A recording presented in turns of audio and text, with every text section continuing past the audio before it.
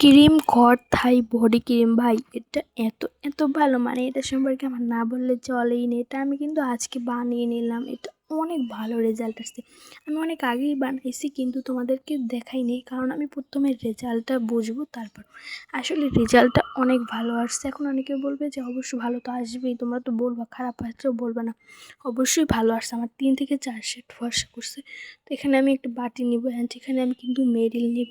এটা মেরিল না, এটা কি পপেট না জানি এটা কী বলে, সরি আমাকে ভুল হলে ক্ষমা করে দেবা। এই লাল কালার ভেজলিনটা তোমরা নিয়ে নেবা, আমার সঠিক নামটা জানি না। তো এখানে এটা নিয়ে নিলাম, এটা ভেজলিনে আমি বললাম যাও। তো ভেজলিনটা আমি এখানে নিয়ে নিলাম।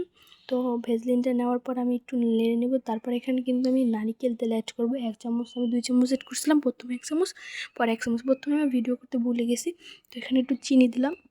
আমি এখানে চিনির পরিমাণটা অনেকটা পরিমাণ কম দিছি, কারণ আমি বডি স্ক্রাবটা অনেক অল্প বানাতে চাইছিলাম, তো বেশি বানাইছিলাম না। আগে দেখি কেমন হয়, রেজাল্টটা কেমন আসে।